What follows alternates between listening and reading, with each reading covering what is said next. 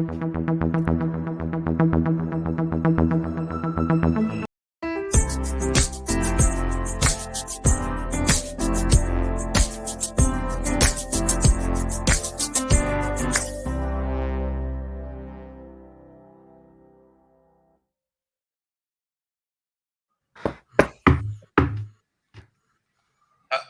everybody. Welcome to CripChat, your weekly podcast for everything disability. Today, I have with me Jonathan Shah, Hello. myself, David D, and Ryan. Hi, everyone. Ryan Gay, who is Hi. a six. Ex, um, Six therapist, David. Thank you very much for the introduction. Sex therapist. Thank you, David. Thank you for the introduction. Please like and share everyone. And yeah, get into the conversation. So hello everyone. Welcome to CripChat, your weekly podcast on everything disability. We have a very special guest with us, Ryan Gay. How's it going, Ryan? Not bad. That's good. That's good. Welcome to the show. Ryan, do you want to briefly introduce yourself? Yeah, I've studied technology at Curtin University in Western Australia. I've also got a bachelor's degree in social work. Nice. Nice. Thank you for joining us once again, Ryan. And yeah, let's get into it. So, as most of you are familiar with, the NDIS is all about, providing support for people with disability to be independent with their lives and their decision making. But you heard it from me. Let's now go over to Ryan. Ryan, what exactly is NDIS? And what types of support does it provide to people with disabilities? Um, so do you want me to answer? Oh, Yeah, go for yeah. it. Well, it's meant to provide any need that's like seen as reasonable and necessary. And for me, as a sexologist, I see sexuality as a necessary need in all society, not with just with people with disabilities. But I think there's a lot of stigma around sex work and the way sex work is seen in our society is bad, and that's because we live in a um, conservative society where politicians don't really understand the true needs of people with disabilities. Basically because they don't ask people with disabilities, or you know what I'm saying? It's sort of the breakdown in communication in some aspects of needs, and I think generally people are like, sex is just a desire. Why is it a need? Yeah, that's. I guess. Look, it's a good thing that you highlighted that. It's a desire rather than a need. But in saying that, look, we're all active. I guess human beings at the end. We all have needs. Yeah, We're also, we do uh have that intimacy in us. yeah, yeah, But in for saying sure. that, Ryan, how does the NDIS address the personal and intimate needs of people with disabilities? For me, it's not really a great system to help with that. Like back before India, if I can go back a little bit, if that's okay, Yeah, I yeah, can yeah. talk about my personal experience with sex workers because I'm open to tell everyone about that. back before NDIS, I asked my service provider, was there any legislation around sexuality in the, obviously it's different in every state back in the day, so I asked if there was any legislation in Western Australia to stop me from doing that. And the answer was no. So what I did is just put it down as support work, like an ABN number, and that's how I did it. I don't think it's that easy on the NDIS. Mm. And to be honest, I haven't even attempted to approach this subject with NDIS. Yeah, do you guys have any experience with NDIS and sexuality or? Look, not really, to be honest. I Yeah, mean, look, I'm open to exploring this option, yeah, but yeah, at this point in time, I'm still searching. yeah. And But I think guess there is a desire.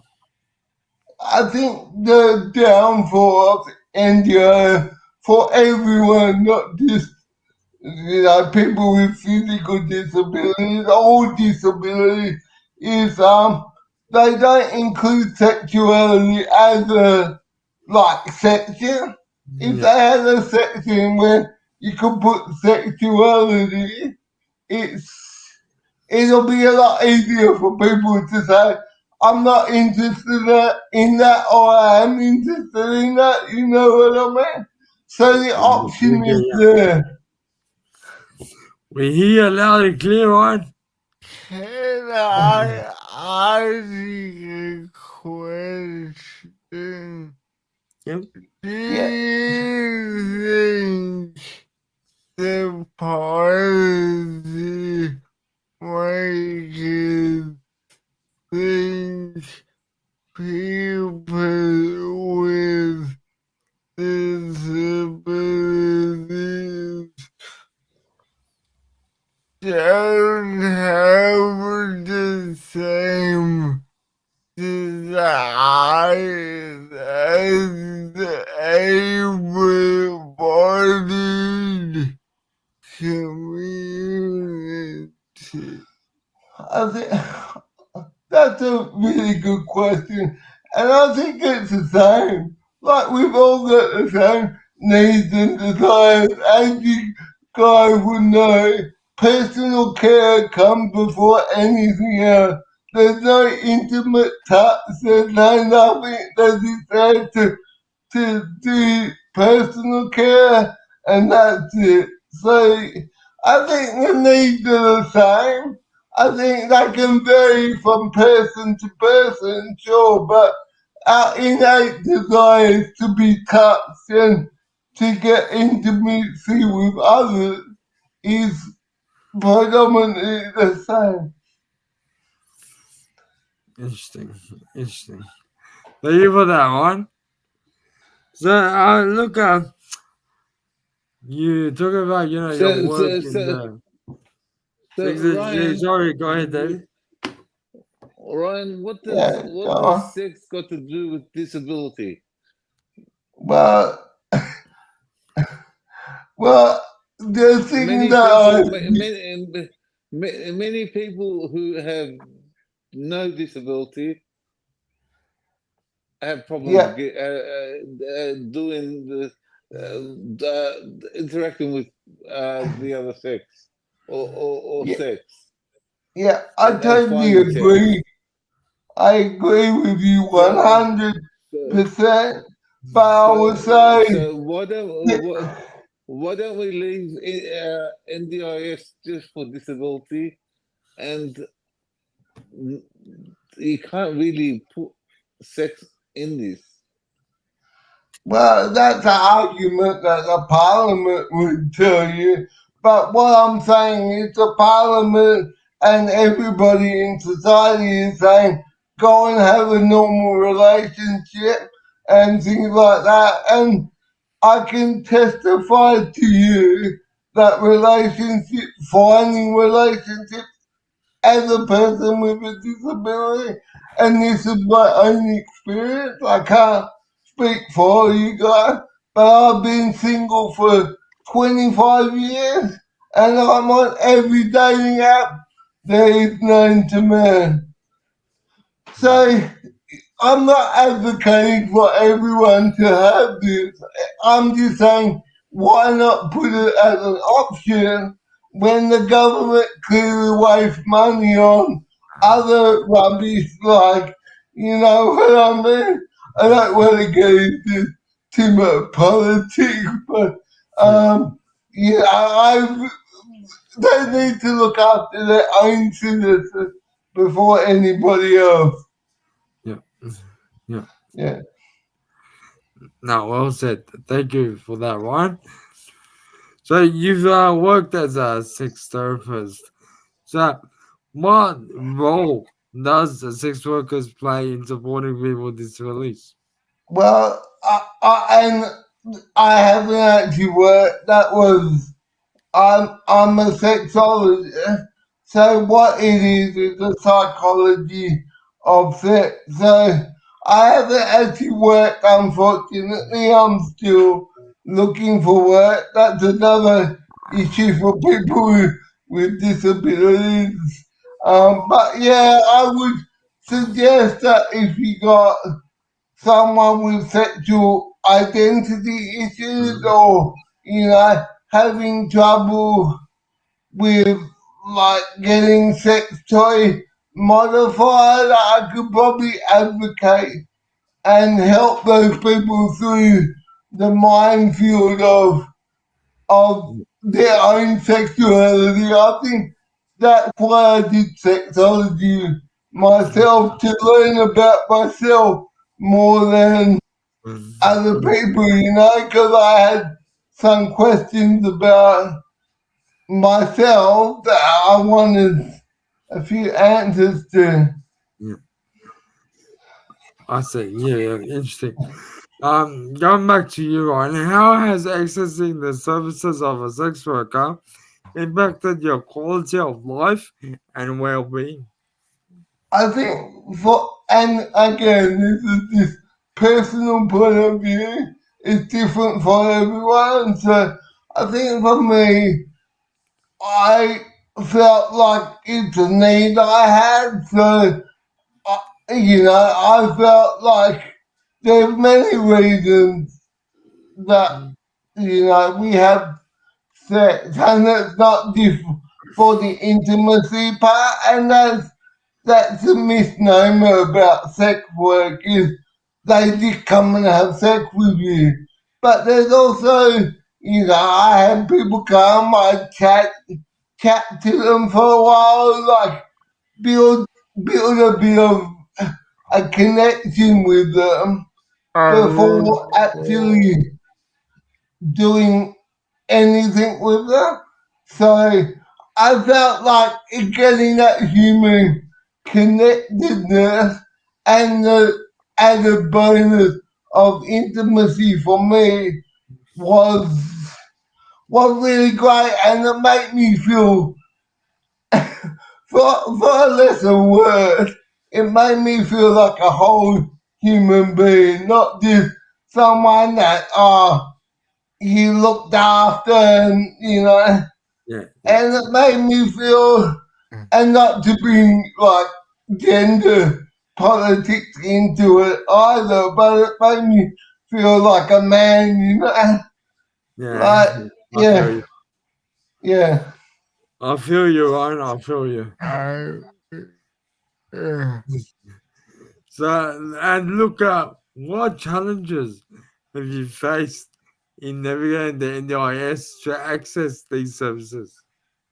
I think with NDIS, it's just not talked about enough, and it's not the way that the NDIS is going. And I've only seen snippets, to be honest.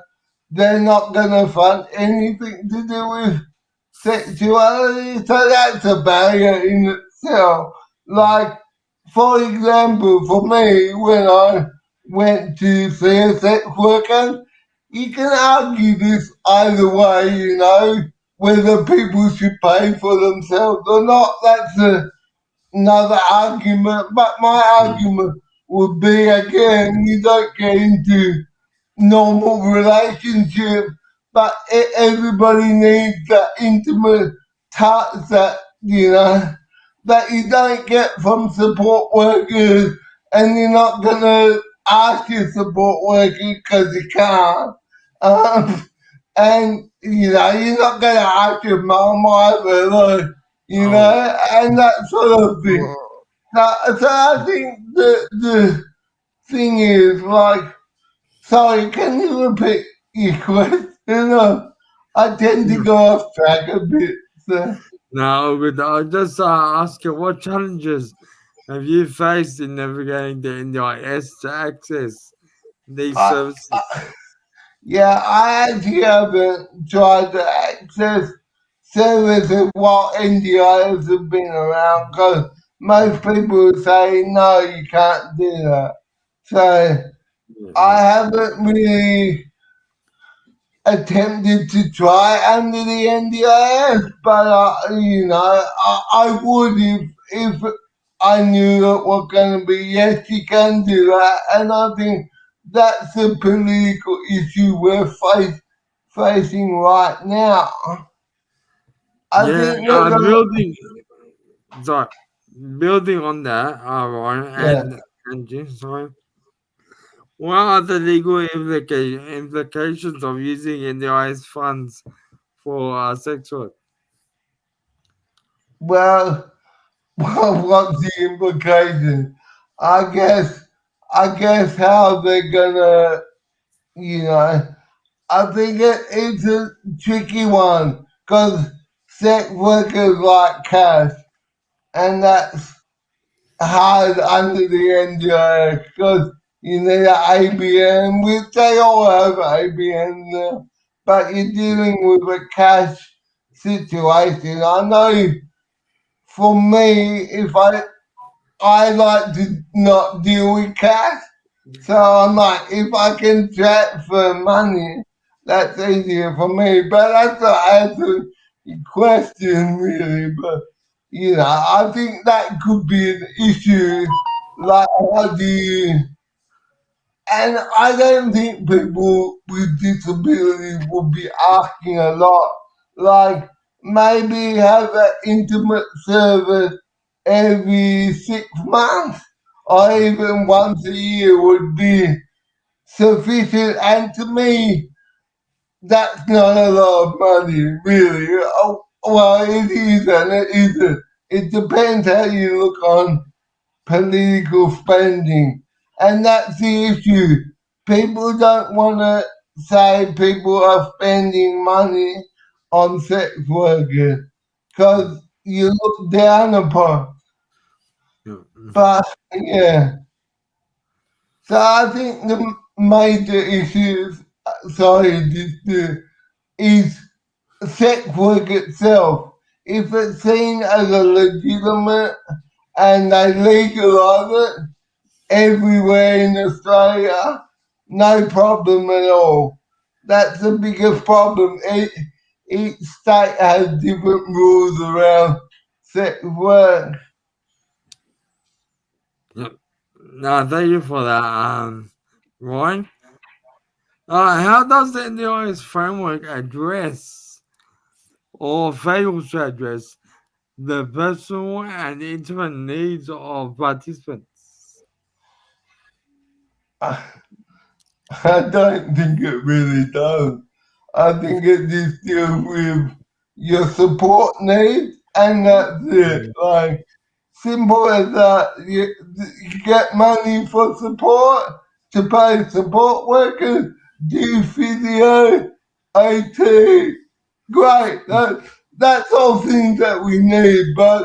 And the answer will be, because we're in the conservative society, go get a relationship, go out, meet people, go join a club.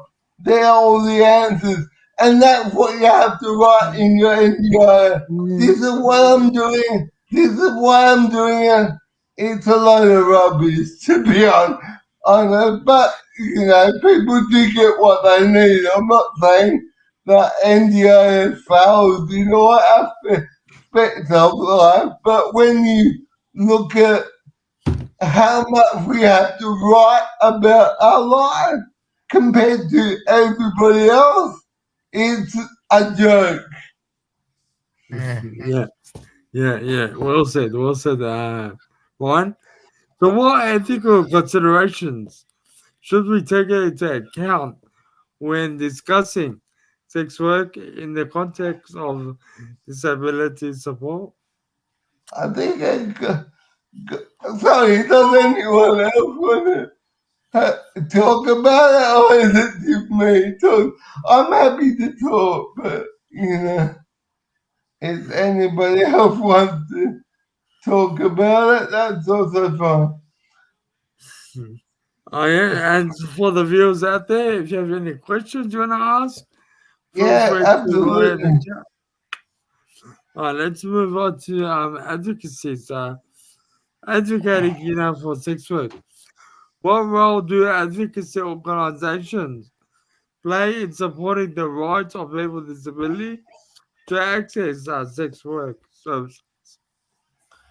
I think advocacy is very important, and I'm on the board of an advocacy agency here in Western Australia.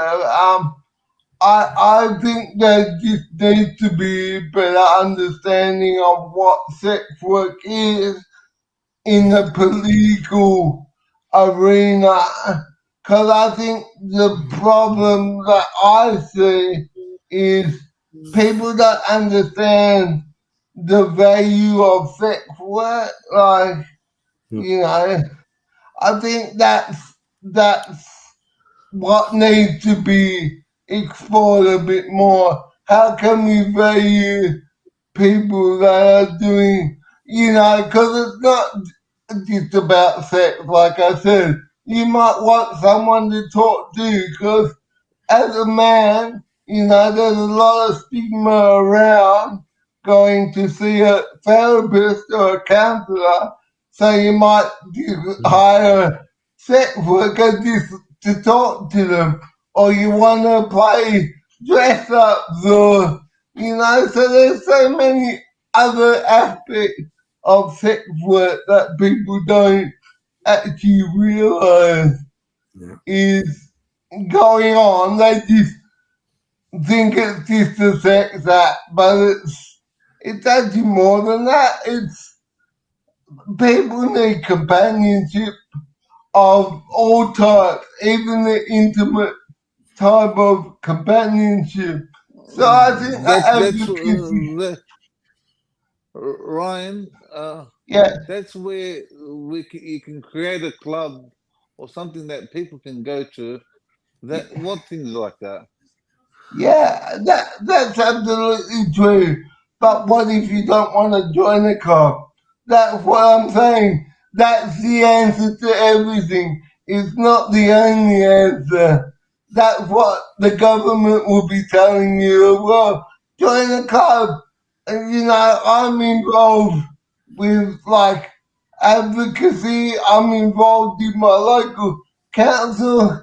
I don't meet lots of people through days, and no one's gonna come and like say, "Do you want me to suck your dick?"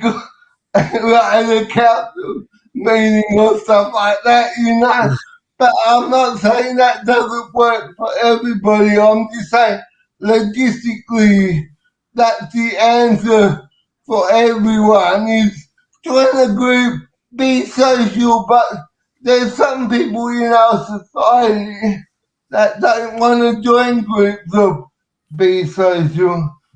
And why should they not have the same opportunities that everybody else does? Yeah. It's a I'm bit not hard. trying to. It's a bit hard to have the same opportunities if you don't want to be out there. and Yeah, and I get in understand that. places, meet people. Like I said, I'm on every like dating app known to man. It does not make a difference because And And I'm people agree. see disability as disability. So Yeah. that's a societal issue. It's not a disability issue. It's a broader society. And sorry if I sound like, I'm trying to knock your idea because I'm not trying to do that. But that's what I get all the time. Join a group, and you get sick of hearing the same thing, like, you know. But I'm happy for groups to exist. I'm not saying don't have groups, don't do anything. But you gotta look at every aspect. Yeah. Some very valid points there, Ryan. Yeah, Thank you for that. Thank you for David as I was asking the question. yeah, thanks. Ryan, how can policymakers ensure that the NDIS is inclusive of the diverse needs of the participants? But I think they gotta just talk to everybody. It's about open communication. And like at the start of It's NDIS, as simple as that, huh? Communication. yeah, just communicate, like, get all the group together, talk. And if, look, I'm willing to say to you, if sex isn't an issue for people, take it off the table, it's fine. I'm not advocating for everyone to go and jump everybody's bones, if you know what I mean. I'm just saying, if you want it to be an option, it should be an option. Mm. Yeah, exactly. Communication is key. Yeah. Well said, Ryan. So, what changes or reforms are needed to better support the personal and intimate needs of people with disabilities through the NDIS? I think they just need to be more open about, you know, if there's sex services available, how people can access them. If they're not to, just turn around and say, we're not funding that. And I expect people to jump up and down and get really upset about it. But, I think they just need to say we're including sexuality in the NDIS because everybody needs are very different and diverse. So maybe get a diverse group of people together, and that includes people that don't want sex in their NDIS plan. Because to have a proper conversation, you need to hear both sides of the story. You can't just be pro one side or the other, you know what I mean? Yep, yep. Yeah. Thank you for that, Ryan. Yeah, Now we'll talk about overcoming stigma and promoting inclusion. And so, Ryan, what yeah. stigma and misconceptions exist around sex work and disability? I'm Well, interested. Well, there's always stigma around disability. That's been going on forever and a day. Like, I think people with disability, one, aren't seen as sexual, or there's another argument that we're over sexualized, so all we do is watch movies and have a wank all the time, whatever. But I'm just joking, by the way. I don't mean like people do that, but I'm just saying that's the economy of the view. Like aren't sexual at all, or we're over sexualized. So I think you gotta meet those stigmas in the middle. And I actually studied a lot around disability and social stigma, and purely people don't see people with disability as sexual unless they have some sort of disability fetish or medical fetish, which is unfortunate. And I know there's people that do get married and all that sort of thing, but I know also people once they've acquired disability, that their spouses left them, stuff like that. So, I think it's really hard to get past the societal view of the way disability is without advocating for ourselves, which is important. Um, and I think that sex work's a different one altogether.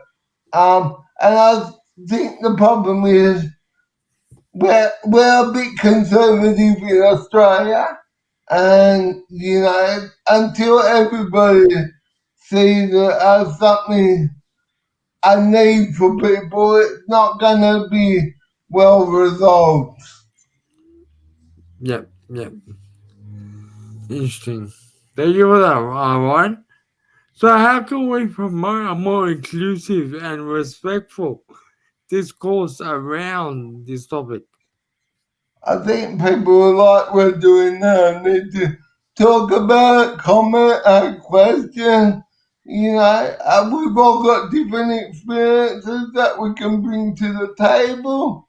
Um, Again, it's about, and this is the biggest thing with society, and um, like was said earlier, if you don't go outside, people aren't gonna see you. So I agree with the fact that we need to go out, we need to do things for people with disability, but it shouldn't be a forced choice. It should be, I want to go to the park today because you want to go there, not because they said there's some group that has to go there. You know what I mean? I think, yeah, until we deal with stigma like I talked about earlier, and that's a really tough one. But it's about talking. Again, communication is the key. Yeah. And it's also about challenging the curious mind. We're all curious human beings. Yeah. Is that true? Yeah, okay. That's why I get people to ask questions, because I'm if they don't know it, they're gonna assume stuff. So I'd rather be straight with people and just tell them this is what it's like. Nice. Interesting point you make there, right? So, what steps can be taken to educate the public and reduce the stigma? Well, there's a lot we can do. I think the biggest thing is we don't have enough representation of people with disabilities in all aspects of life. Like, I've been looking for a job for over 10 years. We're not in job, and I'm not saying everyone again, but the majority of statistics will tell you that most people with disability are unemployed. You know, so we just need to be more visible in society, and again, it's all about talking and communicating. So when I get invited to do talks such as this, I'm like, yeah, let's do it, because it gets people out there and gets people talking. And I think that's, you gotta get it out to the broader community. I don't know how you do that. It's tough. Um, but it's all about, like, maybe starting in schools. I mean, they talk about like all the trans stuff in schools now. Why not include disability? I'm not sure how much they actually talk about people with disabilities in schools because I'm not in the education like field in that regard. You know what I mean? Yes, we hear loud and clear, Ryan. Thank you very much for sharing. We'll now move on to support and resources.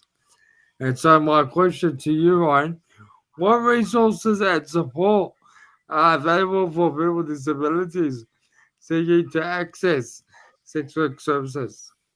Well, I think that's a very important one, and I know over your way you got touching base over there, Yeah. Such a which base. is a great service. We, yeah, we haven't really got much over in Western Australia like that. So you go, there is something, but it's not as big as what you got over there. But you got more population, so yeah, I think you gotta be sure about what you want, like what you're getting in the sex service. If it's even sex at all, you just might want, like I said, someone to talk to or play sword fights or whatever. Something that someone would think really weird that you really want to do, but you too afraid to tell anyone else. Maybe I don't know, but I think it's about tapping into resources like touching base, and we need more services like that around Australia, so people with disabilities can access service. I don't know. Yeah, I think you just gotta and the other thing I would say is be choosy about the person you're seeing. If they don't fit with you can always get someone else. Um, yeah, I'm not sure whether there's many resources in regard to NDIS because I haven't actually looked at if there's any resources, but I doubt there is. So if anyone wants to tell me if NGOs have resources around sexuality, I would like to know because I'm unaware. And from all the information I've received, there's none at the current point. Would like things like role playing, for playing, they dress up, would that all come Yeah, under, I guess, part of the sex work services? yeah, because yeah, it does. They will help you with all that because they will. You're paying them for a service, and it doesn't have to be set. Most people assume it's just set, but that's where the stigma and the trouble with dealing with sex work and NDIS is people just assume it's a sexual need. You might want someone just to come and touch you or, not sexual, but give you a hug, for example. You might No, have no one else in your life that can give you a hug. So, there you yeah, go. If you have any fetish you want to carry out, contact these well, sex workers. I would talk to the sex worker first and make sure that they can do that. But there are people that deal with I fetishes reckon we out can. there. I reckon we can go hug the local librarian. Yeah, If that's all you want to do, contact these sex workers. They'll help you do that. yeah, You can get a group hug as well. yeah. That's something Mate, else. you know what you need, Ryan. Yeah, People like that need confidence. Confidence. If they Yeah, don't get yeah, confidence, they're not gonna get their fix or a hug yeah, Get their fix. or Interesting. their yeah. sexuality I think or get their for people, fetish. for some people with disabilities, it's really hard to get confidence, especially when you've been knocked back by everyone in society Yep. telling you They you're could. useless and things like that, you know. Yep. So And maybe if like, we I'm not saying everyone, but I'm just saying like there's a lot of people that feel like they're not valuable because they got a disability, yeah, and we I need to understand. change I that. understand. I understand. Maybe we can work on people's attitudes rather than people's sexual needs. Because if we can Yeah, work on yeah, and that people's will really attitudes, help. then Yeah, it'll give them more confidence and to ask yeah, or to meet people. yeah, yeah. That's absolutely right. You gotta have confidence to meet people and do what you want to do. Yeah, yeah. Surely right. Yeah, awesome. One step at a time. Nah, good stuff. Thank you very much, Ryan and David. Um, how can individuals navigate the NDIS to secure the support they need? Well, NDIS has always been difficult to deal with. I guess it's just talking to your support coordinator, and hopefully your support coordinator will advocate as well as you to get what your needs met in your plan. Right? That that's what it's all about. But as for sexuality, I'm not sure. It depends. I think we all bring a personal bias to sexuality, and that's important to know. I'm always going to be pro sexuality because I've studied it and I Mhm. have a passion for that line of stuff where other people can disagree with me, and that's okay. I accept that people disagree. It's all a part of having a conversation. But I think it depends on people's point of view of sexuality. And if you look at it from an NDIS point of view, people's physical needs, their other cognitive needs are more important than sexuality. So that's why it doesn't come up in conversation. I think individuals need to start bringing this up to everyone that supports them. Maybe not say support workers, but like support coordinators, the NDIS itself, and just saying what's happening with this. Because I feel like it's a need, and the more people that say those sorts of things, the more it may get listened to. Yeah, yeah. Thank you for that, Aaron. And finally, what role can community organizations and support group play in providing guidance and assistance? That's a really difficult one. I mean, I've talked about uh sorry, I've lost my train of thought, but it depends on the attitudes of the community organisations at the end of the day. But I think it's good to have everyone, whatever need you want met, to be behind you, because you feel more supported. It's and you know, I'm I'm not sure how that will help in regards to sexuality, but they can sure give you guidance. But my guidance is going to be different to, say, if you went to a local church and talked about sexuality. there's, it depends what organization we're talking about here, but like it's good for people to get support in any way, shape, or form that they can get. Yeah, yeah. Thank you for that, Ryan. Yeah. Jonathan, David, do you have any, I guess, thoughts or comments?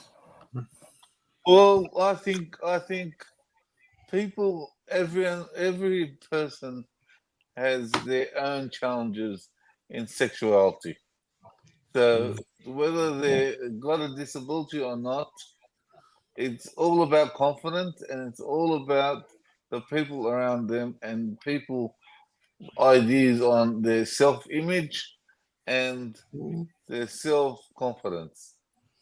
Once you build self-confidence and your self-image up and have a bit of confidence and talk to others, you you, you seem you seem to get to meet people, and Mm, you'll be able to move on and get uh, be able to do things with others and Yeah. and and yeah, start relationships. Yeah. It's not a disability.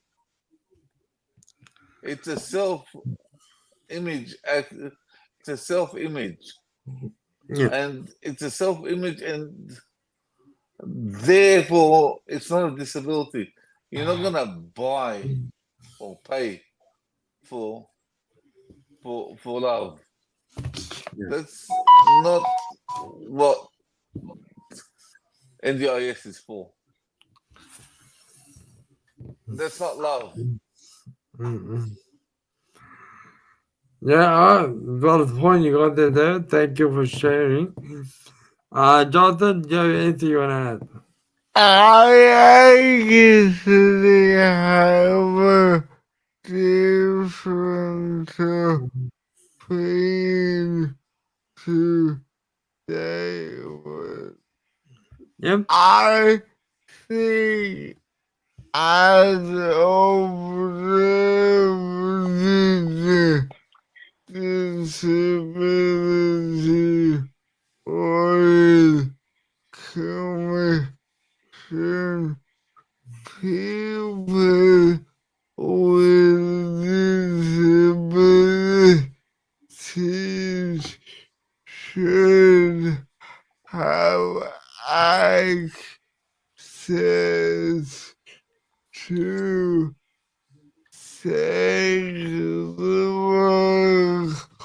for children respectful and healthy relationship.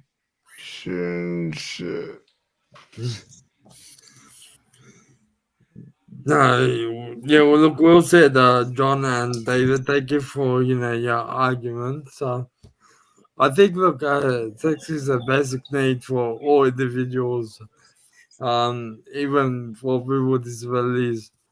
And so, we need that support. It shouldn't be left out. And it should be, something, we need to consider. Because, like Ryan mentioned over and over again, sex is a basic need. We all, need it. It's part of who we are as human beings. And yeah, look, I guess it can be seen as a pleasure, but it can also be seen as, building relationships with people. And so it's something we need to encourage, people with disability to engage with. In saying that, I encourage all our listeners, if you have any questions or comments you want to add, please feel free to do so. It's important And to if educate yourself about the intersection of NDIS and sex work. Sorry, David, go ahead. and if anyone out there sees other people that are lonely, at least give them a call. Keep Yeah, them company.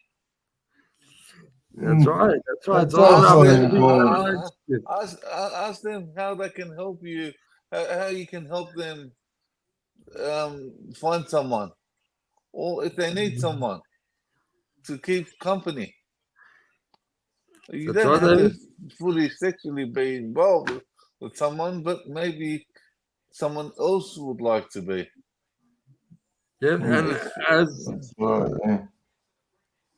thank you, David. That's awesome. And as also Ryan said, if anyone has any stories they want to share, please feel free to do so with us in the comments. I'd like to thank Ryan for joining us today on CripChat.